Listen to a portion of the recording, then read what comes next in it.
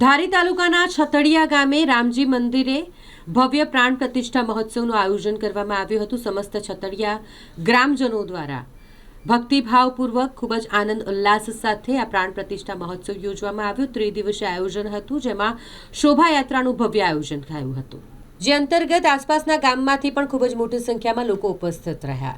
રામજી મંદિર પ્રતિષ્ઠા મહોત્સવ હોય, ભવ્ય શોભાયાત્રા યોજાઈ। અનેક રાજકીય આગેવાનો, સામાજિક શૈક્ષણિક સંસ્થાના પ્રતિષ્ઠિત નાગરિકો, જુદા જુદા મંડળ, સેવાકીય સંસ્થા સહિતના લોકોએ આ રામજી મંદિર પ્રાણ પ્રતિષ્ઠા મહોત્સવમાં ખાસ હાજરી આપી। અત્યંત આનંદ અને ઉત્સાહભેર આ કાર્યક્રમ પૂર્ણ થયો।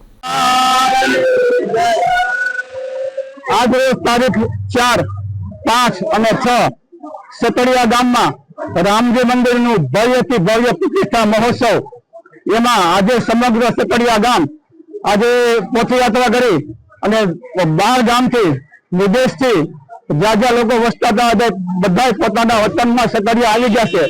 ખૂબ જ રામમય ગામ બની ગયું છે અને ખૂબ જ બધા આનંદ કર્યા।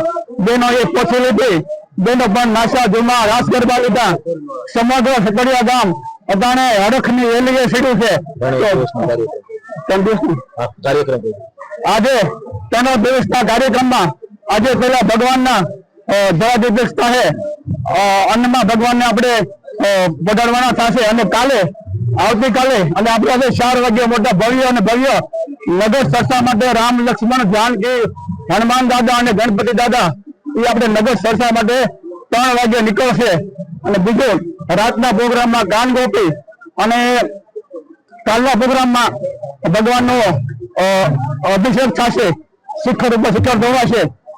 છેલ્લા અને કાલે આપણે ભવ્યમાં ભવ્ય લોક ડાયરો રાખ્યો છે કે જે બધા લોક લાગણીને બાન આપીને આપણી જૂની સંસ્કૃતિ હોય, આપણી સંસ્કૃતિ ભગી રહે એટલા માટે આપણે લોક ડાયરાનું પણ આયોજન કરેલું છે।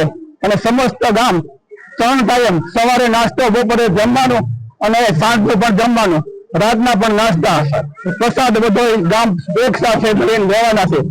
એવું ખૂબ જ સરસ સતડિયા ગામે આયોજન કર્યું છે।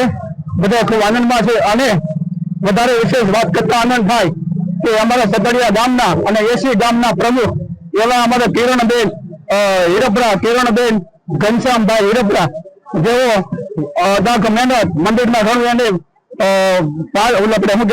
હોય, બાકડા હોય, ગામ સારું પાણી પીવે, ફિલ્ટર સુવિધા હોય, સતત ધ્યાન રાખી રહ્યા ગામનું સરસ કામ અમારે ઘનશ્યામભાઈ કામ થયું છે। તો અમારા ઘનશ્યામભાઈ 2 શબ્દ કહે। સતડિયા ગામમાં રામજી મંદિરની મૂર્તિ પ્રતિષ્ઠાનો પ્રથમ દિવસ હોય અને ગામના સૌ મહેમાનો ગામો ગામથી, દેશ વિદેશ પરદેશથી બધા જ ગામના આગેવાનો અને ગામના બધા જ આવ્યા હોય અને ગામ રામમય બની ગયું હોય, ખૂબ ખુશાલી છે। બોલો રામચંદ્ર ભગવાન।